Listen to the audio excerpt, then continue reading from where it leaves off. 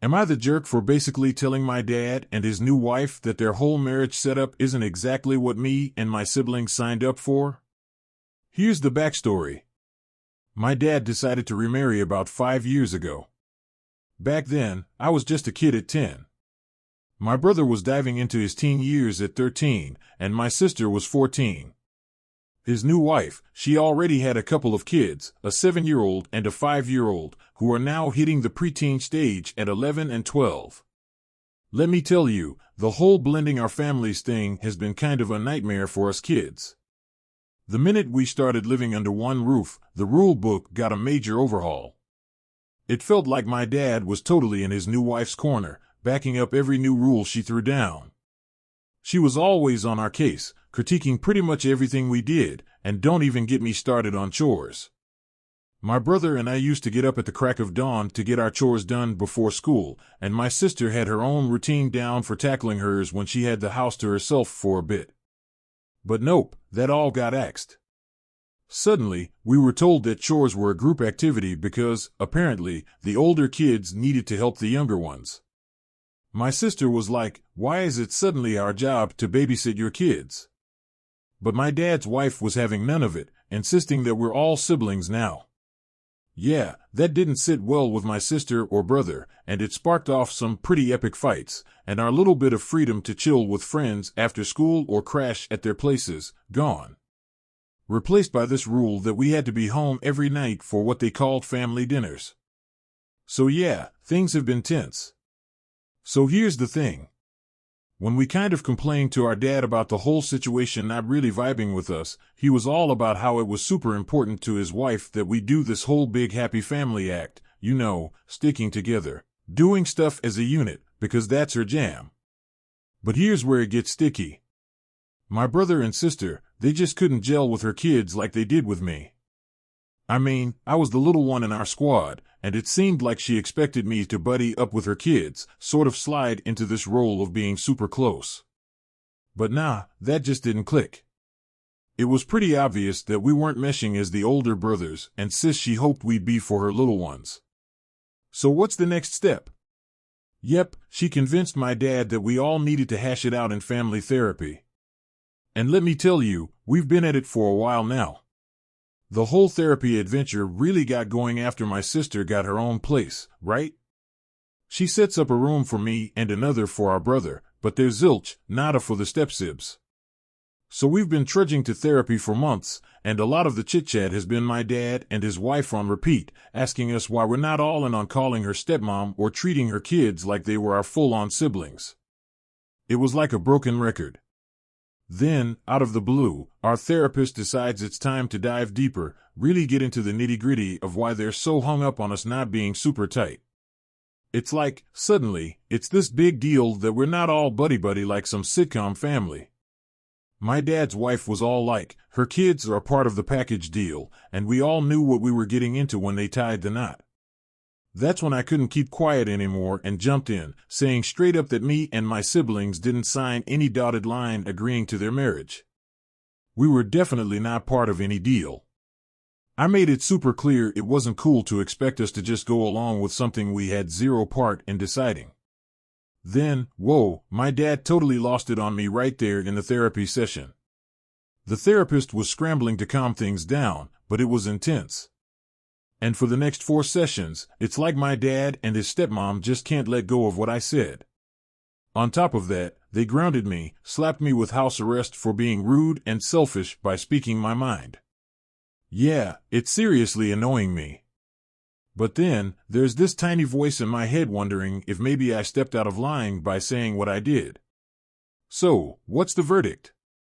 Was I out of line here? Am I the jerk?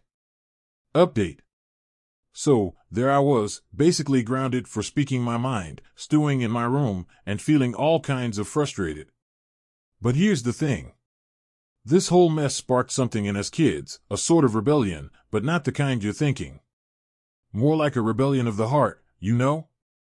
My big sis, who's always been the type to grab the bull by the horns, decides we need a game plan. She's got this vibe about her that just screams leader.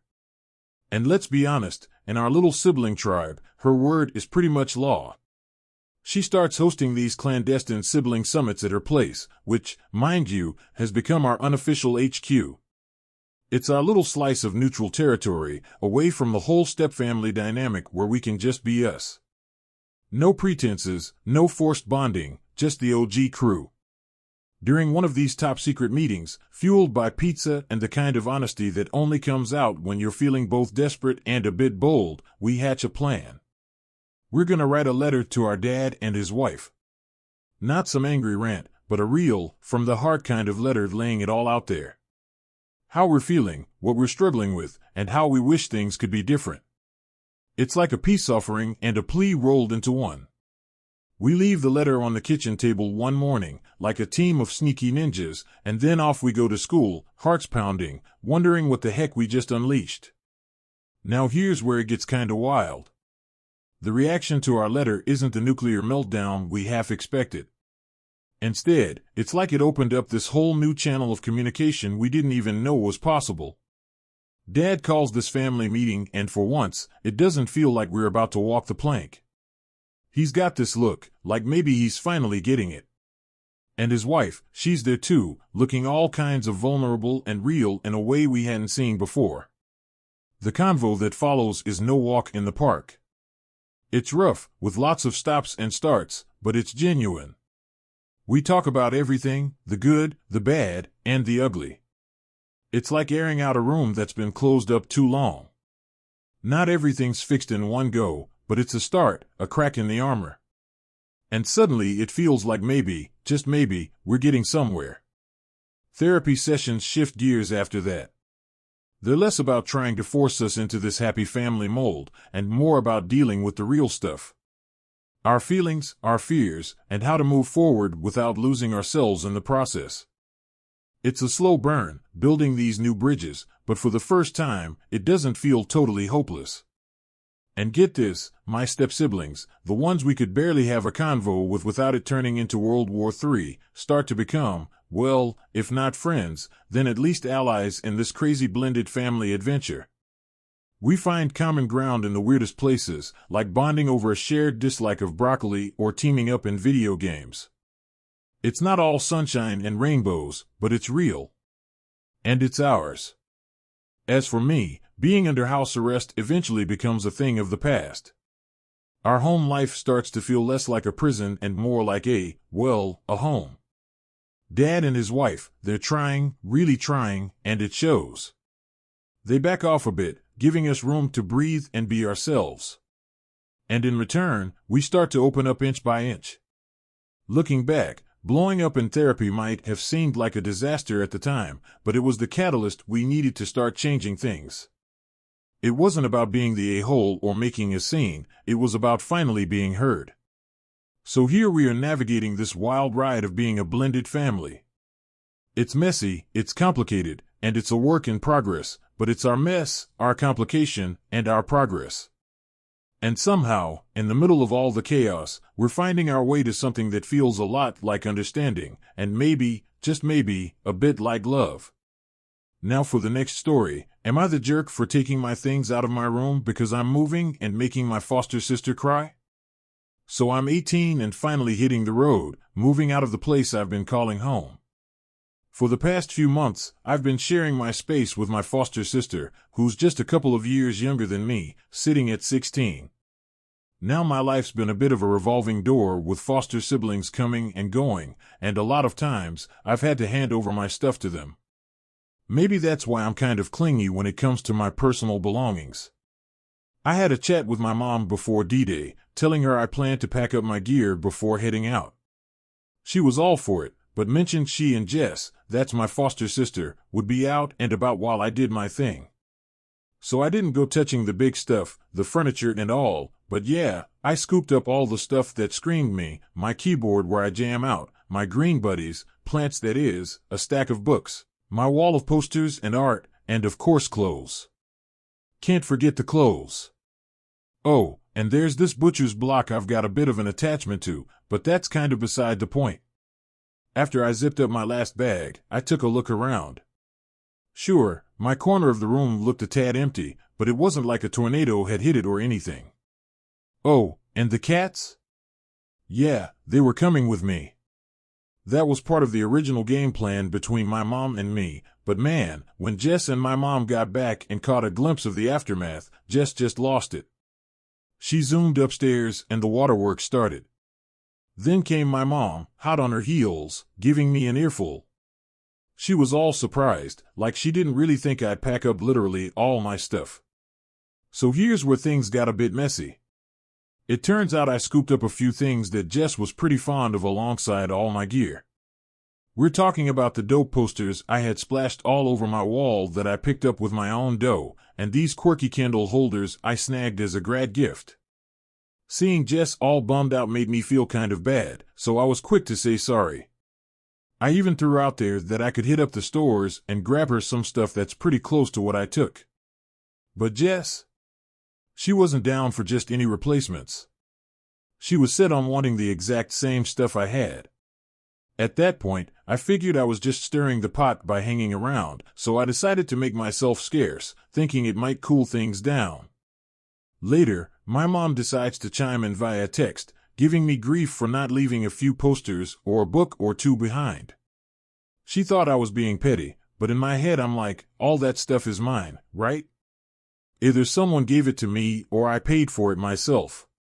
Now this whole drama has definitely thrown a wrench in the works with my mom and me. We're not at each other's throats or anything, but things are kind of tense. And here I am, mulling over whether I should have just left a bit of my stuff back there to avoid all this hassle.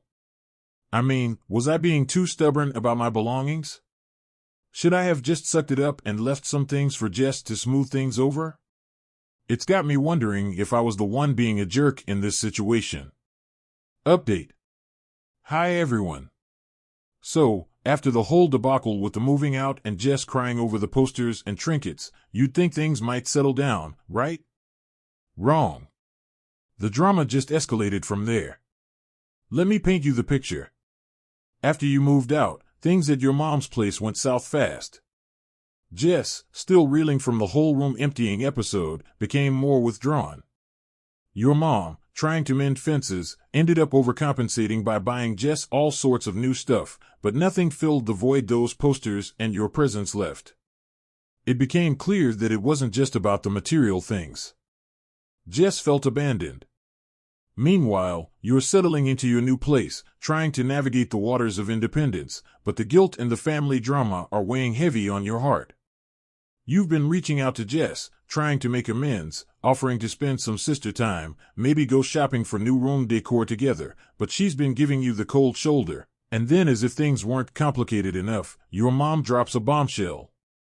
She's been thinking about fostering another child, hoping to give Jess someone else to bond with, maybe ease her loneliness. This news stirs up a storm of emotions in you. Part of you is hurt, feeling like maybe they're trying to replace you, but another part understands the good intentions behind it. In the midst of all this, you've been dealing with your own share of problems. Your new roommate, let's call them Alex, turns out to be the exact opposite of what you expected. If you thought living with Jess was a challenge, living with Alex is like navigating a minefield. They're messy, loud, and have a very different idea of what sharing means. Suddenly, those days of fighting over posters with Jess seem like cherished memories. During one particularly rough week, where everything that could go wrong does, you find yourself missing the chaotic comfort of your old home. It's in this vulnerable state that you decide to visit, unannounced. The house feels different as you step inside, a mix of familiar and foreign. Jess is there, and the tension is palpable, but instead of the cold shoulder you were bracing for, Jess breaks down. She's been struggling too, feeling guilty for how she acted, missing you more than she thought. What follows is a long overdue heart-to-heart between the two of you. It's messy, there are tears, but there's also laughter. You talk about everything, from the silly fights over decorations to the deeper issues of abandonment and change. By the end of the visit, nothing is magically fixed, but it's a start. You agree to try and visit more, to be more present in each other's lives. And as for the stuff? You decide to leave a couple of those cherished posters with Jess, not because you feel obligated, but because you want to. It's a symbolic gesture, but it means the world to her. As you head back to your new place, you can't help but feel a mix of emotions. The road ahead is uncertain, filled with challenges both old and new. But there's also hope, a sense that maybe, just maybe, you can navigate this complicated web of relationships and come out stronger on the other side. Life's messy, relationships are complicated, and growing up is hard. But it's these messy, complicated, hard moments that test us, shape us, and ultimately bring us closer to the people who matter most. And maybe, just maybe, that's what makes it all worth it. So are you the jerk? In the grand scheme of things, maybe it doesn't matter. What matters is that you're trying, growing, and learning how to be better. Not just for yourself, but for the people you care about. And if that's not worth a little drama, I don't know what is. Next story. Would I be the jerk for throwing every wrestling match I am forced to attend? So, my wife's school. They finally decided to kick sports back into gear after the world hit the pause button for nearly a year. Nothing was happening, and it was a major drag. I was on the swim team before everything went quiet. Not many people were into swimming at our school, but for me, it was the highlight of my day. I was all about that swim life, and not being able to splash around because of all these restrictions really bummed me out. I was counting down the days until we could get back to it. So the school comes up with this brand new plan for how we're going to pick our after-school activities. It's like drafting your top 3 picks for a fantasy sports league. You jot down your most favorite activity as your number 1 choice, your second favorite as your backup, and then a third option just in case the first 2 don't pan out. The deal is, teachers get to play matchmaker and assign students to their activities. Priority goes to students who are already in a club or a sports team before the whole world hit the pause button. After those folks get their spots, the teachers start picking names out of a hat or something for the rest of the slots. Now, considering I was part of the swim squad before the break and swimming was my top pick, I was pretty much counting on diving back into the pool. But then, plot twist. They put me in wrestling. I didn't even write wrestling down on my list. Not even close. So, I'm scratching my head wondering how this happened. I decide to have a chat with the wrestling coach to get to the bottom of this mystery. Turns out the coach had specifically asked for me. I'm not sure why, but here we are. It turns out my dad and the wrestling coach are pretty tight. Like, they know each other well enough that the coach decided to pick me for the wrestling team because of my dad. And let me tell you, my dad is not a fan of swimming at all. He's always going on about how swimming isn't a real sport and how I should be doing something that'll bulk me up instead. He's pretty much convinced that I'm too scrawny and needs me to hit the gym and pack on some muscles. I've tried talking to the teachers about maybe switching back to the swim team, but they shut that idea down real quick. And skipping out on the wrestling team isn't an option either because doing some sort of sport or club after school isn't just for fun at my school. It's a must-do. So after finding all this out, I got into a massive argument with my dad. I was so frustrated I ended up telling him that he was just using his connections to force me into wrestling, and I was so not into it that I'd rather just lose on purpose in every match I'm supposed to wrestle in. My dad didn't take that well. At all. He basically said if I go through with throwing matches, he'd take away all my gadgets and make it so the only time I'd be allowed out of the house is for school. My mom, on the other hand, thinks I should be able to pick whatever sport I want to do. But now that I'm stuck on the wrestling team, she's like, well, you might as well give it your all. She wasn't cool with me calling out my dad, but honestly, I don't see why I should put effort into something I never wanted to do in the first place. And it's not just about not wanting to wrestle.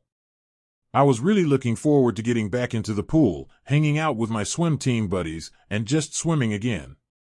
It's a huge bummer to miss out on that because of some behind-the-scenes deal my dad made without even asking me. Now for the last story. Am I the jerk for telling my sister not to bring her kids over so much? I'm a 25-year-old gal who just finished up school. So in the city where I live, finding an apartment is like trying to find a needle in a haystack. There are hardly any places available, and the ones that are, well, they pretty much eat up all my money.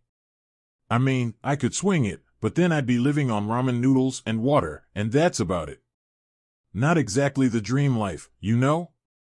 While I'm on the hunt for a place that doesn't require me to hand over my firstborn child for rent, I've moved back in with my folks. They've got a place that's not too far from where I need to be for work, so it makes sense for now. My older sister, she's 32, has 3 little ones. A 6-year-old boy, a 3-year-old girl, and another little girl who's just 1. We're not exactly what you'd call super close. Ever since her first kid popped into the world, being a mom has pretty much been her whole vibe. She's over at our parents' place a lot, like several times a week, either just to hang or to drop off her kids for a bit so she can run errands or grab groceries without a mini entourage. Now, I'm not really all about that kid life. Don't get me wrong, her kids are okay in small doses, but I've never been one to go gaga over babies or anything. Back when I was living on campus, it wasn't a big deal because I wasn't around much. But now, it feels like I can't catch a break from the sound of cartoons or the constant noise that comes with kids. My room at my parents' place isn't exactly spacious, and I'm not a fan of being stuck in it all day. But when my niece and nephews are over, the living room is off limits because it turns into their playground. So, I'm basically trapped in my room, trying to find peace in a space that feels way too small. Just yesterday, my sister came to pick up her crew, and then out of the blue, they all ended up staying for dinner. That's another chunk of my already limited me time gone. So, I figured I'd have a chat with my sister. You know, just ask if maybe she could cut down the visits to a couple of times a week while I'm staying here. It was all about trying to find some middle ground so I could have a bit of space and sanity. Well, she did not take that well at all. She blew up, accusing me of trying to keep her kids away from their grandparents. Made me feel like I was the bad guy for wanting a little peace and quiet. So, here I am, wondering if I'm being totally unreasonable for wanting a bit of space in my own temporary home. Am I the jerk here for asking for a bit less kid chaos while I figure out my next move?